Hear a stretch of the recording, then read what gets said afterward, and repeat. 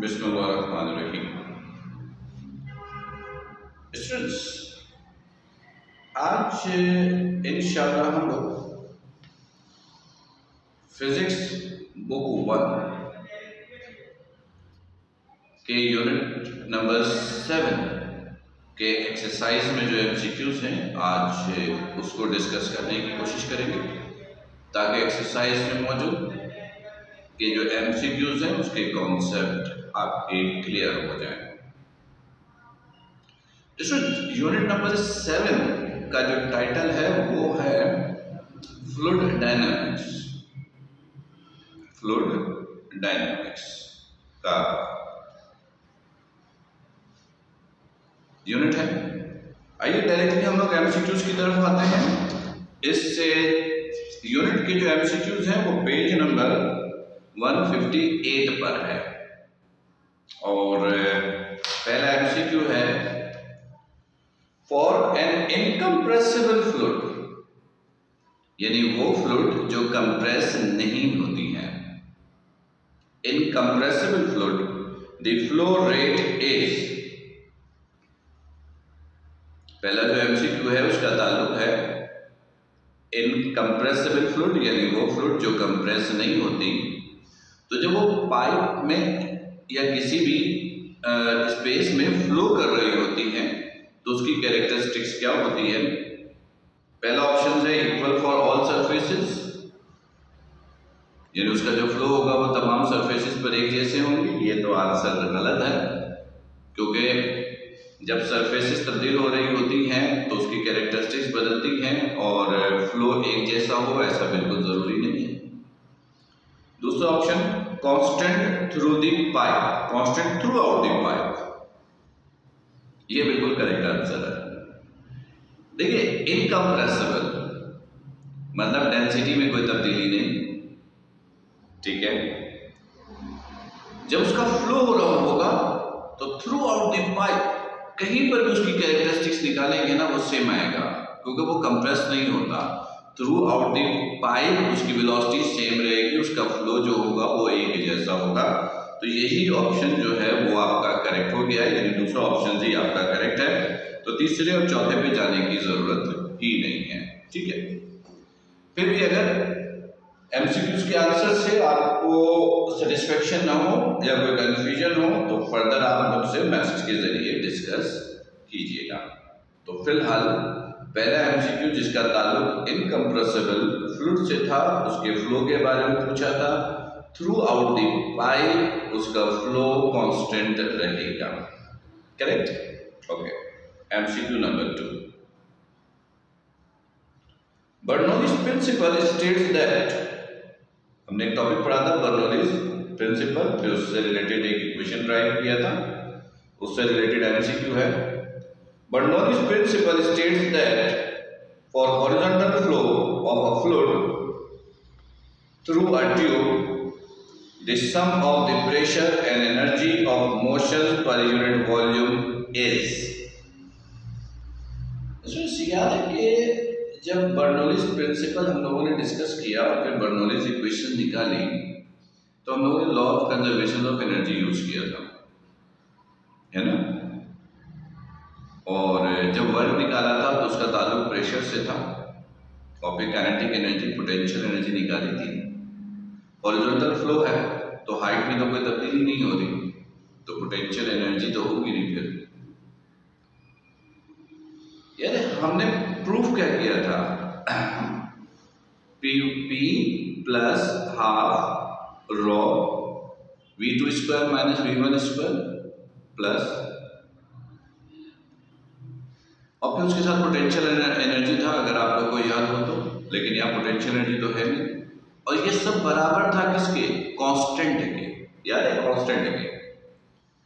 ये जो इक्वेशन हम लोग लेकर आए थे जिसमें प्रेशर था, फिर काइनेटिक एनर्जी का पोर्शन था जिसमें से half raw V2 square minus V1 square बच गया था, और उसके बाद फिर आपके पास रॉ GH बचा था, रॉ GH, ठीक है, वो बराबर था कांस्टेंट के।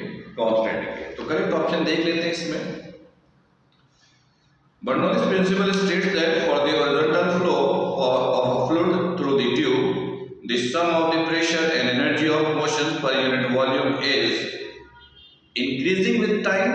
Wrong. Second option, decreasing with time. Wrong. Option C is constant. Constant is correct क्योंकि हमने बर्नौलीज की इक्वेशन में प्रूफ भी यही किया था कि ये कांस्टेंट होगा। करेक्ट? ओके, चलिए कांस्टेंट ऑप्शन सी करेक्ट है। Third MCQ, which of the following is associated with the law of conservation of energy in fluids? अभी प्रीवियस एमसीक्यू में बात हुई थी कि बर्नौलीज इक्वेशंस में कौन सा लॉ इस्तेमाल किया था? Law of conservation of energy. इसको यूज करके हमने किया था। इसमें सिर्फ यही पूछा है कि नीचे 4 ऑप्शंस हैं, Archimedes principle, Bernoulli's principle, Pascal's principle, equations of continuity. पूछा है law of conservation of energy कहाँ इस्तेमाल हुआ? आर्चिमेडेस प्रिंसिपल में हुआ नहीं, पास्कल्स प्रिंसिपल में हुआ नहीं, इक्वेशंस ऑफ कंटिन्यूटी में लॉ ऑफ मास यूज किया था। Bernoulli's principle is the correct answer. इसमें हमने लॉ ऑफ एनर्जी इस्तेमाल किया। Okay, next number 4, as the speed of a moving fluid increases, the pressure in the fluid obviously decreases. Bernoulli's principle, velocity बढ़ेगा, pressure कम होगा, velocity कम होगा, pressure बढ़ेगा। Simple ये इसका प्रिंसिपल था, उससे रिलेटेड ये एमसीक्यू पूछा है। तो कह रहा है कि स्पीड फ्लूइड का बढ़ गया है तो बताओ प्रेशर क्या होगा? ऑब्वियसली प्रेशर क्या हो जाएगा? कम हो जाएगा। तो डिक्रीजेस ऑप्शन सी में लिखा है, तो ये इसका करेक्ट आंसर है। Come on MCQ number 5, if the cross sectional area of the pipe decreases, area decrease किया, what happened to the fluid velocity? Fluid की वेलोसिटी के साथ क्या होगा? स्टूडेंट जब इक्वेशन ऑफ कंटिन्यूटी में पढ़ा रहा था तो मैंने एक एग्जांपल दिया था कि एक पाइप लीजिए, उसमें से पानी को फ्लो करवाइए। अब पाइप के मुंह को जरा सा हल्का सा शॉर्ट कीजिए, यानी एरिया ऑफ क्रॉस सेक्शन कम कीजिए, तो वेलोसिटी फ्लूइड तेजी से आगे जा रहा होता है। यानी एरिया कम करते हैं तो वेलोसिटी बढ़ जाती है। तो इसमें ये कहा है the cross section area of the pipe decreases, then velocity should be increased। तो ये increases का ऑप्शन ए में ही लिखा है, तो option A is correct. Okay okay, now come on MCQ number 6, a skydiver, यानी स्पेस में हवाओं में से जो लोग डाइव मारते हैं, नीचे की तरफ आ रहे होते हैं, diver falls through the air at a terminal velocity. ऊपर से आ रहा है, डाइव मारा, फ्री फॉलिंग हो रही है। What happened to the fluid velocity? यानी ये फ्लूइड के साथ हो रहा है। सिंपल, यानी अगर कोई MCQ is as the speed of moving fluid increases, ये तो हो गया, हम ये पढ़ रहे हैं। Number 6, a skydiver falls through the air terminal velocity, the force of air resistance on him is, वो नीचे आ रहा है, एयर का रेजिस्टेंस है। एयर का रेजिस्टेंस उस पर कितना लगेगा? जब फ्री फॉलिंग होता है तो उस पर ग्रेविटी की फोर्स एक्ट करती है, ग्रेविटी की फोर्स के बराबर होता है एक्टिंग फोर्स, जो एयर फोर्स है। और ग्रेविटी की फोर्स हमेशा उसके वेट के बराबर होता है, फ्री फॉलिंग कंडीशन किसी की भी होगी, उस पर लगने वाली फोर्स हमेशा उसके वेट के बराबर, ग्रेविटी की फोर्स के बराबर। तो इसमें ऑप्शन बी में है इक्वल टू हिज वेट, ये इसका करेक्ट आंसर है। राइट, तो ये तो हो गया नंबर 6। आइए नंबर 7 पे, विंड यानी हवा है, स्पीडिंग अप, हवा की रफ्तार बढ़ रही है, as it blows over the top of a hill, पहाड़ की चोटी पर, हिल के टॉप पर हवा की स्पीड बढ़ रही है। स्पीड बढ़ रही है तो एटमॉस्फेरिक प्रेशर कम होगा। ये तो सिंपल सा रिलेशन है। बर्नौली तो यही कहता है, प्रेशर बढ़ेगा तो वेलोसिटी कम हो जाएगी। वेलोसिटी को बढ़ाना है तो प्रेशर कम करना है। तो एयर की स्पीड बढ़ रही है तो सिंपल सा है। तो ये ऑप्शन बी में देखिएगा लिखता है decreases atmospheric pressure there. Simple Bernoulli's principle act हो रहा है, स्पीड बढ़ेगा तो प्रेशर कम होगा। तो ऑप्शन बी इसमें करेक्ट है। Number 8, a fluid is undergoing, एक फ्लूइड है अंडरगोइंग इनकंप्रेसिबल फ्लो, यानी ऐसे फ्लो में है जिसमें वो कंप्रेस नहीं हो रहा। ठीक है, पहले भी बताया था कि थ्रू आउट द पाइप उसकी कैरेक्टरिस्टिक कांस्टेंट रहती है। दिस मीन्स दैट, और ये इनकंप्रेसिबल फ्लूइड जब पाइप में फ्लो करता है उसकी कैरेक्टरिस्टिक्स क्यों तब्दील नहीं होती? ओवरऑल पाइप सेम रहता है। क्यों? क्योंकि उसकी डेंसिटी में कोई तब्दीली नहीं होती। डेंसिटी में तब्दीली नहीं होगी तभी वो इनकंप्रेसिबल होगा। और अगर डेंसिटी में तब्दीली हो रही है तो इसका मतलब वो कंप्रेस हो सकता है।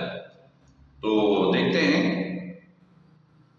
ऑप्शन ई, लास्ट ऑप्शन है, the density can not change with time और लोकेशन। डेंसिटी में कोई तब्दीली नहीं होगी चाहे विद रिस्पेक्ट टू टाइम लें या लोकेशन लें। तो ऑप्शन सी जो है, सॉरी ऑप्शन ई जो है लास्ट ऑप्शन वो करेक्ट है। Option D, sorry question number MCQ number 8 का option E last option correct है। इसमें 5 ऑप्शन दिए हुए हैं, नॉर्मली हर एक में 4 है, इसमें 5 है, तो 5वां ऑप्शन करेक्ट है। Number 9, a fluid is undergoing steady flow, a fluid is undergoing steady flow therefore.